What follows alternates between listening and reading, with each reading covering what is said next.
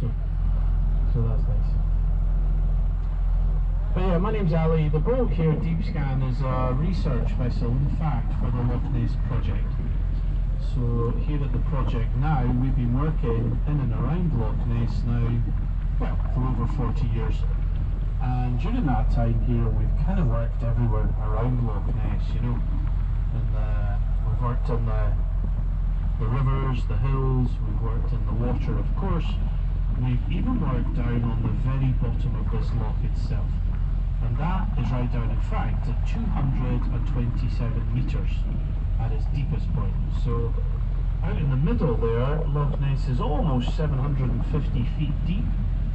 And we've done some work down at the bottom there as well. Those depths, those numbers I'm talking about, we will actually get to see all of that on our equipment that's running up in the front here. So once we get out in the middle there, I'll be able to talk you through what we're looking at here. And over the years, we have also worked out here with lots of different people, you know, lots of film companies, lots of documentary makers, but lots of scientists and lots of universities. And really for us, you know, working out in Loch Ness here, it's really all about understanding Loch Ness for us, you know, just how this big body works, body of water works. So that's our interest here, that's our passion. Now, we have been working in recent years out here. We've done a few big projects out here actually in recent years. One of those projects here involved mapping the bottom of Loch Ness.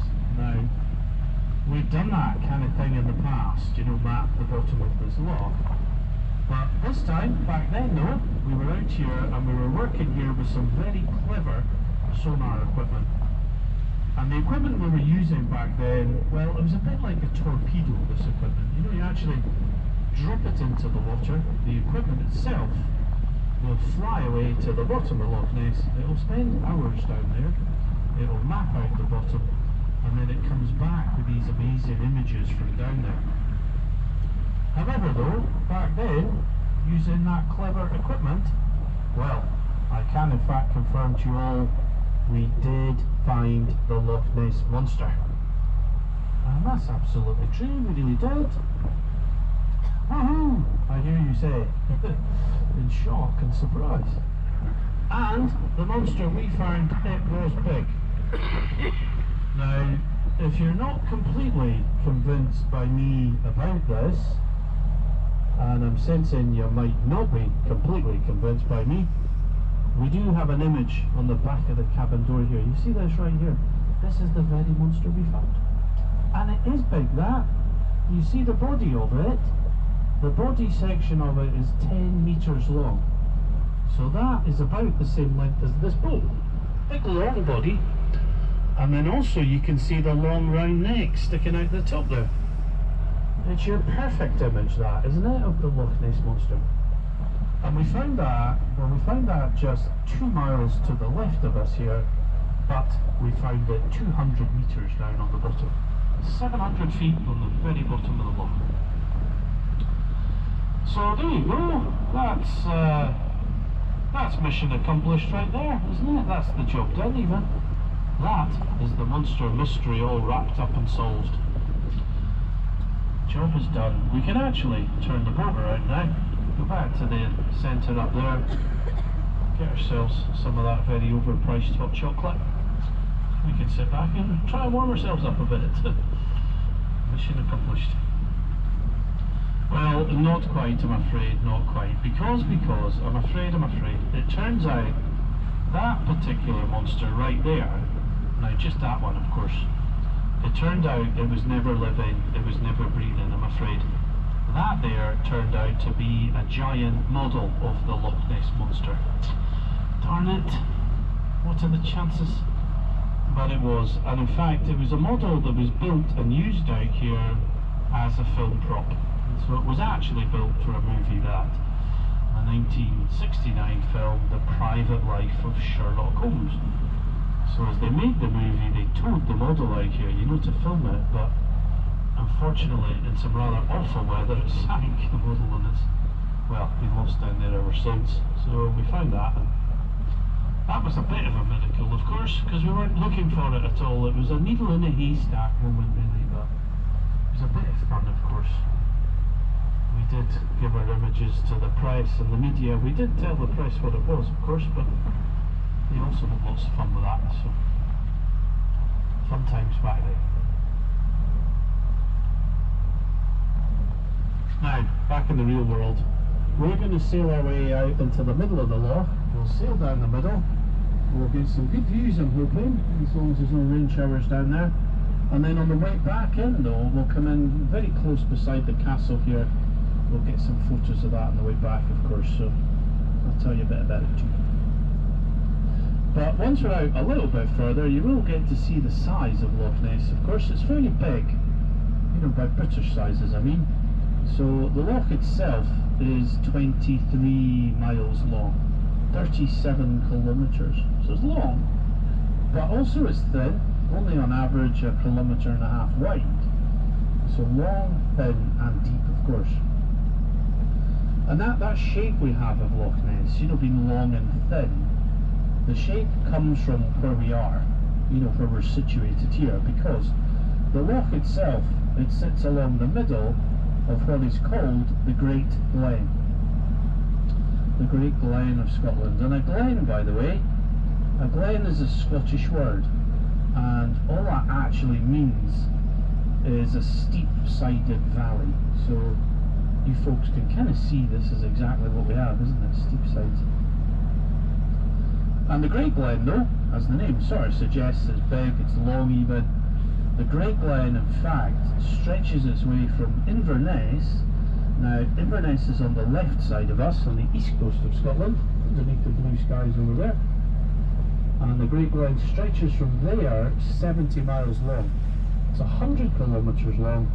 You know, as it cuts and slices its way through Scotland, the Great Glen runs all the way to Fort William on the west coast of Scotland. So it's a big, deep, long canyon, basically, we're in today, the Great Glen. And it was all created as well by a fault that we have here. So we've also got one of them here, you know, a tectonic fault, a fault in the crust of the earth here. And it's that fault that became active, well, about 380 million years ago, on a Thursday, seemingly, just before lunchtime. And as the fault moved, that's what's ripped the two sides we see here apart. And actually, that's ripped the two sides of Scotland apart, the Great Glen Fault. And that is what's opened up this canyon we're basically sailing down the middle of. Now, in the Great Glen, we do also have three other lochs in here. And the other lochs are all down in front of us, you know, off to the west of us there. And they sit, the lochs, you know, they're kind of one after another, in a line, in a chain even. And they're actually all connected, these lochs as well. So they're connected here by rivers, but they're also connected here by a canal system we've got as well. That's called the Caledonian Canal. So it links the lochs, the canal. So you can, should you so desire, you can go and sail your boat right through the middle of Scotland, in fact, using the Caledonian Canal. But the thing is, the Caledonian Canal here, it's never actually made a profit, you know, since it opened way back in 1822.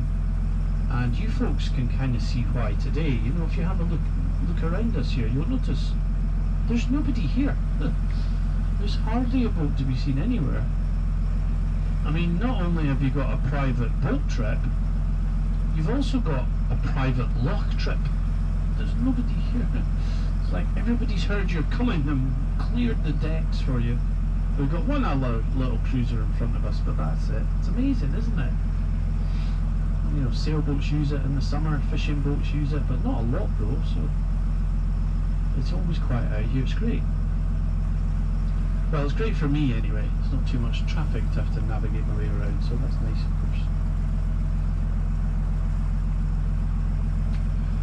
Now, this is fresh water, of course, in Loch Ness, sweet water. This is good quality water as well.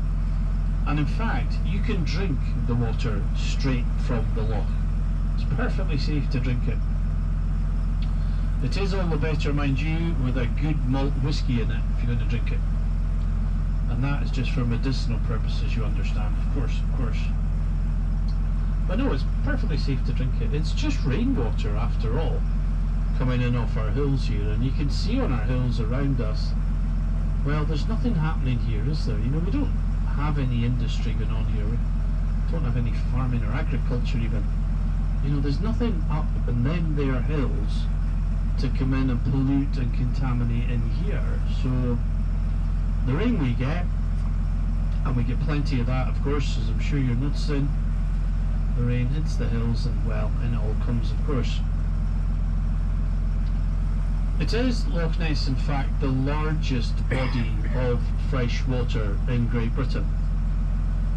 And actually, in here, we've got more water in this loch than we have in all the other lakes and reservoirs, even in England and Wales added together. There's a massive volume of water in here. And the reason why, or should I really say how, Loch Ness can hold that much water, well, that's really down to the size. You know, big, of course, but much more importantly here, it's down to the shape of Loch Ness below us. You know, we've got a very unusual shape happening underneath us here, because you can see the hills on the sides, and you can see how steep the sides of Loch Ness are. Well, if you imagine those side walls there, they're actually just